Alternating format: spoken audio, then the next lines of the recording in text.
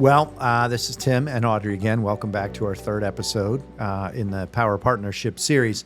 This episode is very specifically about the importance of vision and alignment around that vision for both a successful business, a successful partnership, and most importantly, today we're talking in the context of the Pelora Group and our organization. So not a lot of theory here. We're going to get into some real meat and potatoes and some very specific things. So welcome back, Audrey. Thank you. And again, glad to be here. I would not do this without you, so I'm glad you're here.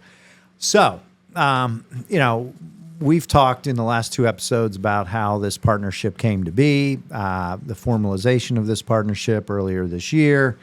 And then we just kind of got off to the races doing our thing, trying to have a better year than we did last year. And a part of this series is really to slow down and share a dialogue with the Pelora Group organization as a whole as to, what's going on here? How's this evolved? I think that one of the things that's, as you know, and we discuss a lot, is that's important in our business is, the vision of, okay, so this has happened. You guys are working together. And as I've said repeatedly, well, we're formalized what we had been doing for the last few years, but now formal. But let's talk about vision for the future of the Pelora Group from your perspective. Again, we talked about visionary integrator, but we are working on a shared vision. This is not Audrey implementing Tim's vision. Mm-hmm. This is Audrey bringing fresh ideas and a new perspective to the future vision of Pelora Group. So let's I want you to unpack a little bit about what you see there for this company. Absolutely. One of the things that I think that we do really, really well is we come up with different sleeves in the different lines of business to help to bolster our advisors' practices. So I'm going to give you a couple of examples. One being the client segmentation work that our marketing team is doing. We also invested in a data analytics program. We use that with our sales toolkits. We have a great teaming platform. And so there's all these little sleeves that we get to parachute into our advisors' practice, all while trying to introduce new advisors into the organization and help them be super successful. So there's a couple of things as we're coming into 2026 and we think about the vision is each of these little sleeves on their own are great and impactful in a advisor's practice. However, one of the things that really gets me excited is threading that needle through all of these sleeves so that it makes a very cohesive advisor journey in helping to grow your practice. And what I mean by that is, okay, you go through the client segmentation process, then what's next? Okay, well, what if we carve out those C and D clients and align one of our new advisors who we have put through a rigorous and meaningful training program to help work those clients so that, one, it builds capacity for you and builds another revenue source, and that you get to focus on your ideal clients. Okay, great. Now, when we're doing the client segmentation process and you find your A and B clients, well, what do we do with those folks, right? Well, a couple of things, right? We can look at the data analytics program and identify new sales opportunities that may not have been uncovered prior. But more importantly, we can take those A and B clients and help to retain those assets through making relationships with the next generation. A really impactful element into your practice.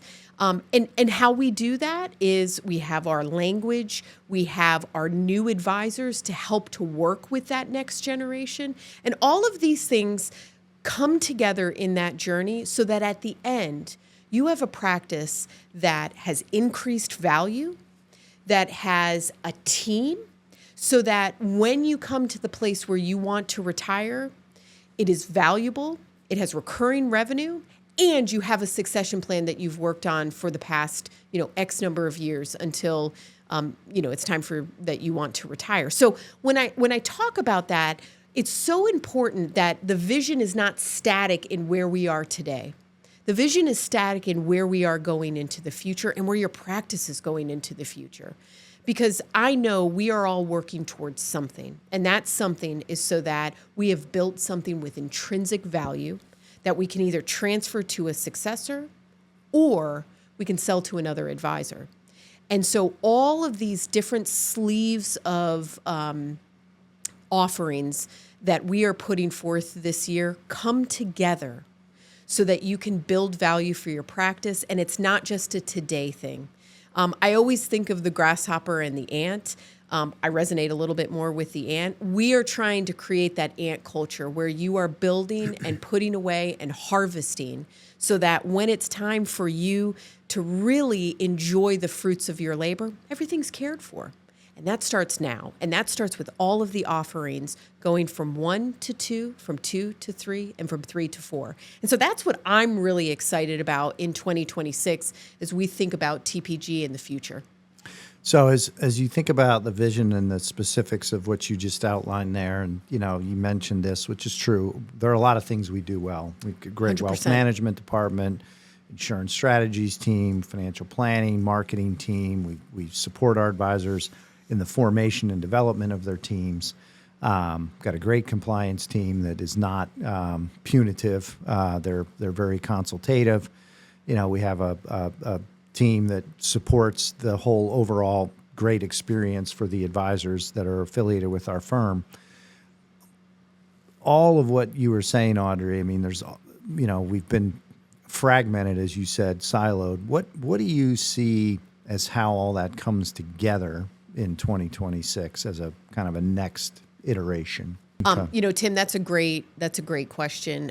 One of the things you may have noticed this year is we've been really intentional about having a singular message and a singular focus. So when we talk about the sales toolkits, when we talk about the case design, it's everybody from the sales team that is coming to the table to bring to life that concept.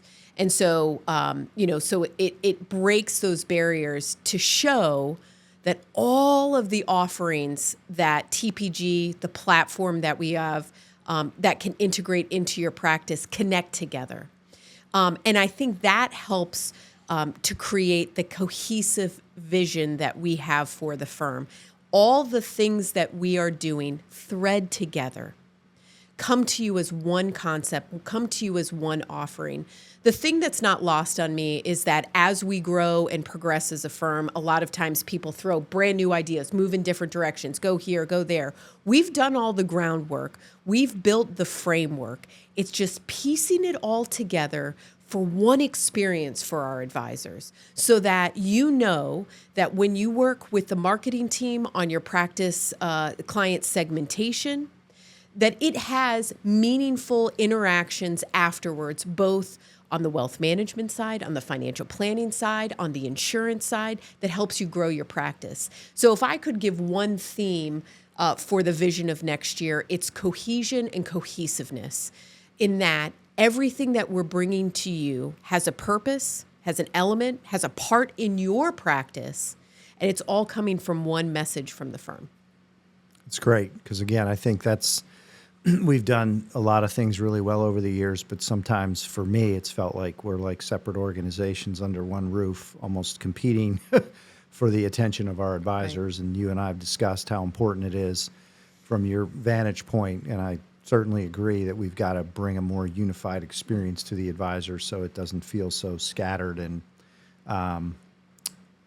lost on the advisor that how does all this fit together? You're making my life more complicated when all we were really trying to do is help them be more successful. Right. So I think that's right. important. It was really interesting today. We had a meeting earlier in the day, and we were talking about how we were going to bring all of these concepts, and information and things into this particular opportunity.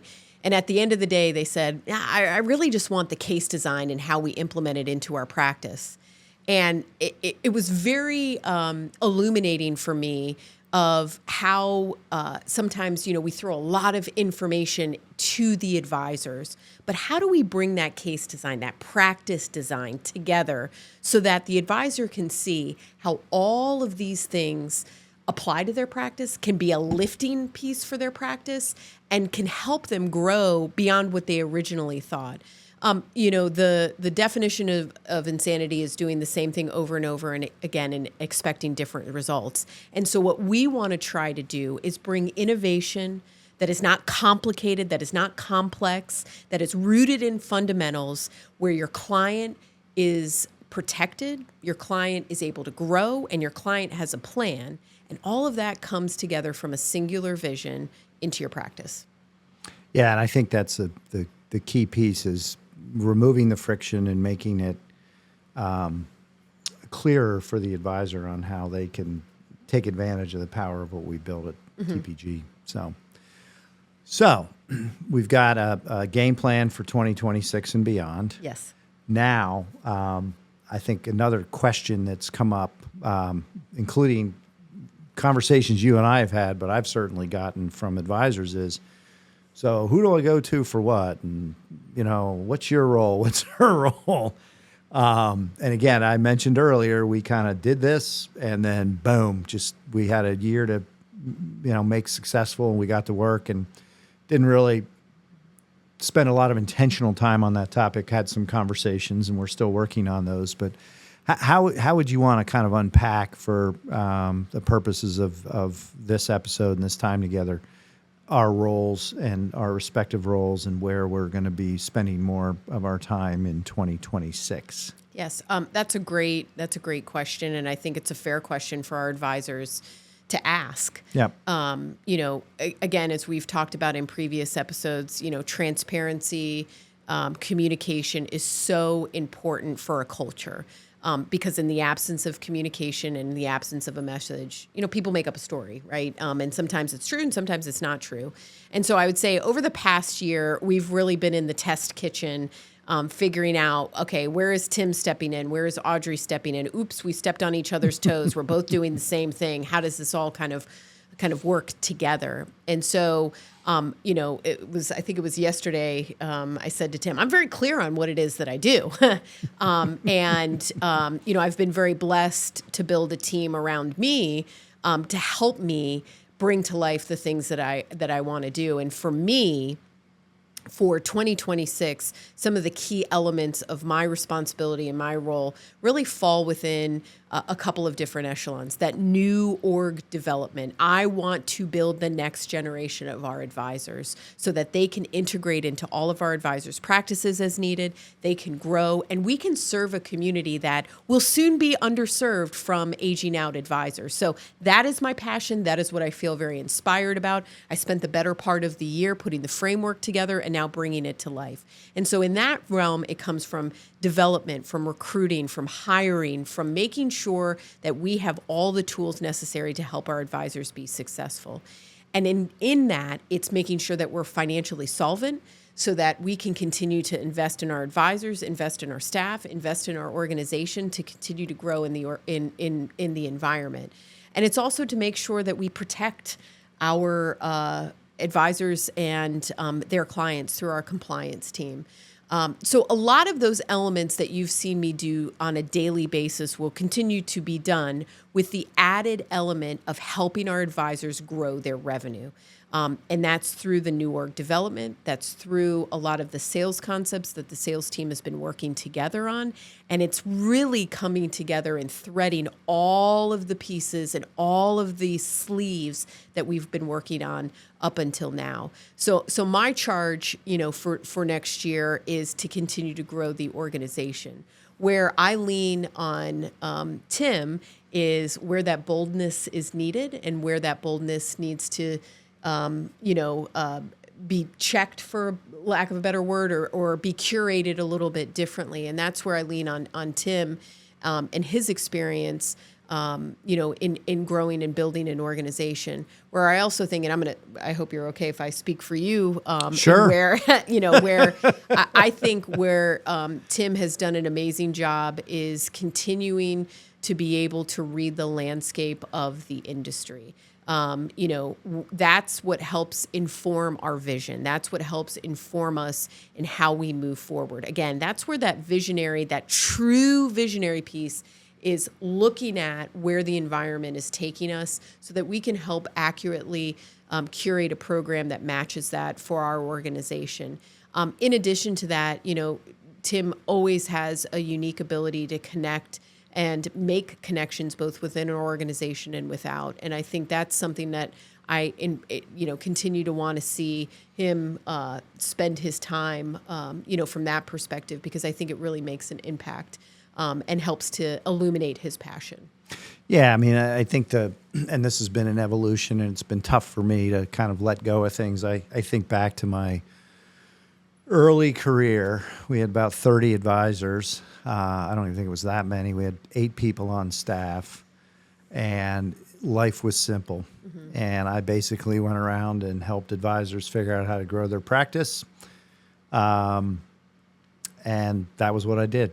And it worked for a little while in the sense that as we got more successful, the business got more complex. And, back to some of our previous conversations, we needed more people that were much more specialized in their area of expertise. And I think as you and I have gained clarity in this year, as we go into next year, kind of accentuating some of the things you said. I mean, I want to get back to working on some of the bigger opportunities. I mean, there was a big opportunity that I've worked on for a couple of years in the firm that has borne fruit this year and will bear more fruit next year. We're working on another potential very large opportunity. I love doing that stuff. I feel like I've got, an ability to kind of pull those pieces together. And I'm, again, maybe more from a visionary perspective, but then I get the team to kind of help execute on it. Mm-hmm. The other thing that you mentioned that I think is critically important right now is if there's one thing I've been pretty good at in my career, 36 years, is seeing over the horizon. Mm-hmm. It's a term I use. I've always been able to kind of anticipate where are things going, and if they're going there, where do we need to start moving towards to be ready for that? And obviously AI is like total game changer on so many levels. There's 100,000 advisors that are going to be missing in 10 years from the profession, and you think about the implications for the public. But, to your point, focusing on bringing new advisors in, think about the opportunities for those new advisors. So I'll be spending, more time in the strategic side of things, and again, kind of having more reflective time as opposed to my calendar being wall to wall for 12 hours a day, 6 days a week, which I do appreciate you challenging me to not do anymore. It's definitely a better rhythm. So the strategic piece. I've got a lot of passion about the insurance business. I've got some concerns about where the insurance business is right now, and it's not that it's more a reflection, I think, of kind of where people's head space mm-hmm. is on protection and the protection component of the plan. So I'm going to be spending more time on that next year. I'm not a great preacher. I wish I was, but I'm going to find the right way for me to communicate and try and connect with our advisors on the importance of bringing that back into the forefront of their financial planning, so that insurance strategies piece is going to be a critically important component. And then, you said just, I'll call it key relationships, whether it's advisors or one of the things that was completely disrupted for me in COVID and made me, I think, very successful early in my career in Charlotte is I was very involved in the community. I was out all the time. I knew tons of people. I was getting referrals to, potential new advisors, to new business opportunities. And I like that a lot. And then COVID hit and it kind of went away, and then COVID was gone, but I kind of stuck in that pattern mm-hmm. as we talked about earlier, where it's like, oh, wait a minute. So I've been out more this year in the community. I love it. I just know that doing that is going to bring us opportunities. It's going to let me evangelize with passion the message of who the Pelora Group is and how we're making a difference in the community. So I'm looking forward to, again, getting back to the relational side of things and generating new opportunities. So maybe encapsulating that for me, because there were a lot of words there, focus on big opportunities, mm-hmm. stay focused on the strategy side and seeing over the horizon, getting the protection insurance business back in the forefront of everyone's mind, getting out in the community to really evangelize and promote TPG and our advisors, and then really, digging into some of the key relationships in our advisor population. I know there are a lot of other things. There's all this opportunity for succession planning and teaming and acquisitions and all that. And that stuff is going to get, handled ultimately by the rest of the team. But this is kind of my area of focus, and you're leading the charge in all those other areas. And we're obviously collaborating on all of it together. Oh, yeah. Yeah. That should hopefully answer the question for folks that have been asking me. So what do you do? Yeah. What's your role around here? Which kind of gets me to another point, the question that comes up a lot. It's like, well, you must be retiring. You have a partner now. And, I get that question a lot. I got it yesterday. So it's at least once a week now. And I think the best, most succinct way to answer this question is through a couple of lenses. One is Audrey and I were partners before she was officially named my partner by MassMutual. So we've operated that way for 3-4 years. Right. Where we were, I was treating you as an equal. So this is not new. So it doesn't mean that, I must be retiring. I think the other thing is I've been doing this a long time, and I have this nice, really white hair I dye to make myself look mature. And people are like, well, you must be old. Well, I'm 59, so I'm not that old actually. And I feel like a young 59. My goal at 60 is to be in better shape than I was at 50, which probably isn't all that challenging. So I'm looking at being in better shape than I was at 40, and I'm confident I'll get there. But I still have a lot of passion for what we do. I always tell the story of my father, who's 83 years old, running around the country. I talked to him today, and he's going to this board meeting. He's flying here. He's asking me if I can come do this with him. And, I personally don't believe retirement's biblical. Will I be a general agent forever? No, because MassMutual has a hard stop on that at age 65. But I just envision a situation where I am going to continually be involved. My role is changing. That doesn't mean it won't change in the future, but I think the power of our partnership, as we've discussed in these now 3 episodes, is the work that we do together every day. And I, at the same time, am confident. I answered this question for the company earlier this year. They're like, well, if you didn't show up for work tomorrow because something happened to you, can she run the firm? And I was like, absolutely, yes. But again, back to everything we've talked about, there's a greater power Absolutely. in us working together than either one of us being alone singularly. And I think, when it comes to this question of you must be retiring, the answer is no, I'm not retiring.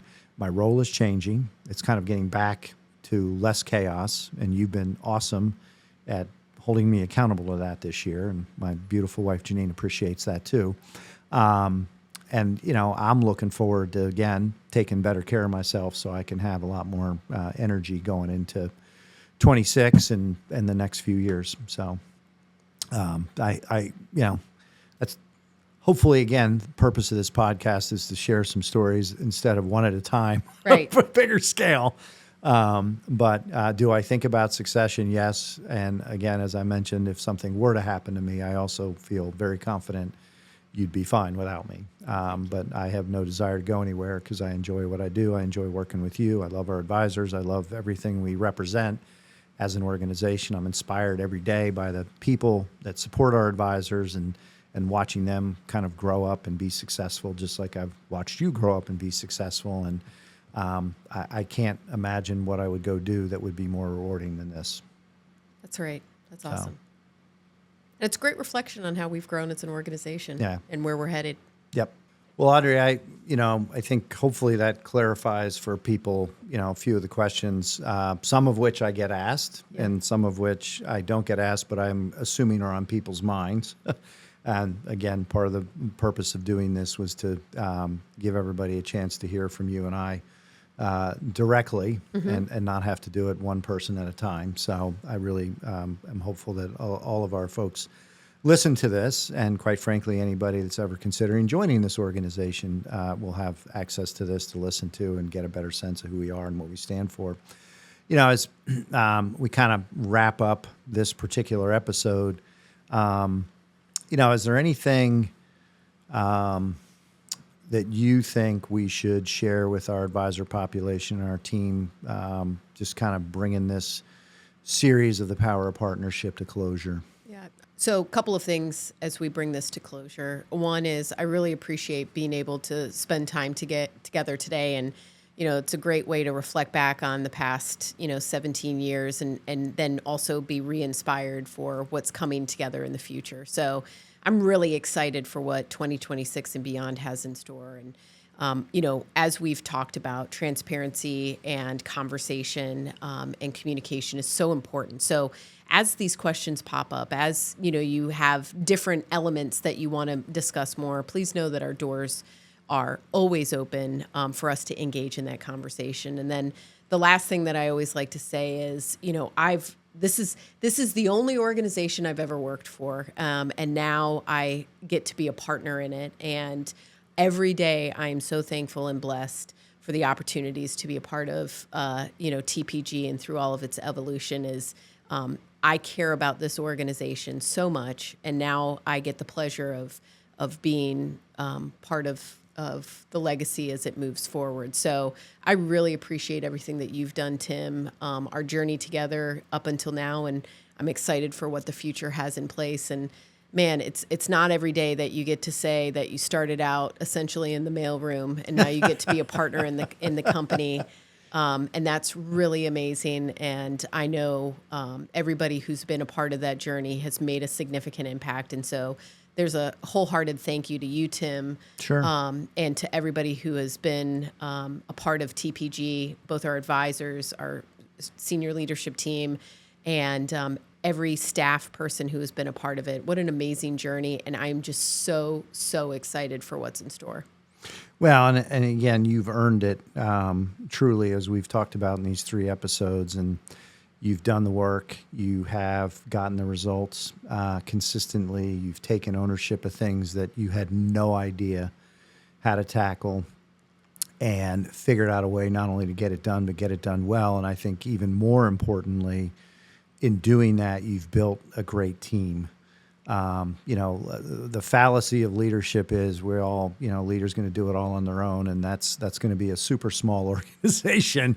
And you've been able to combine your great intellect and wit and wisdom with the grit to do the work, to take on the responsibilities, again, of things that in many instances you had no experience with, and turn that into a result, and then build the team to carry that forward and then to lead that team. Mm-hmm. And that's why, I have said repeatedly as, I talk to people about our relationship and you as a partner, you bring that skill set and ability to the table every day. You bring a vision of doing things differently and challenging the way things have been done. That I think is so critical for the evolution of the Pelora Group right now and where we're going as a firm. So, I commend you for doing the work. It's been fun to watch you do the work, and it's fun to watch you do it every day. And you certainly make me look better than I am. But no, you, in all seriousness, you have made a great contribution to this organization up until now, and I know you'll continue to do that. So thank you.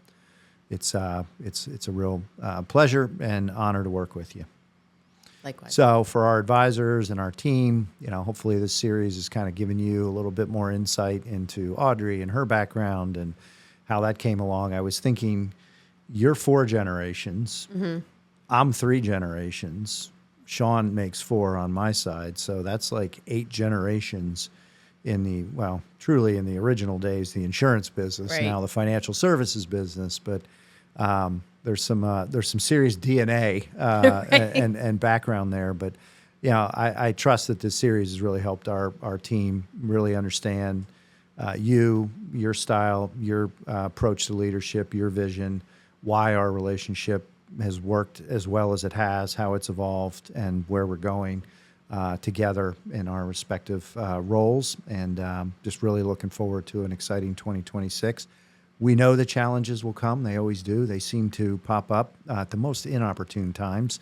But ultimately, we've been through a lot of them together, and we always turn them into great opportunities for growth. So I'm looking forward to that as well. Me too.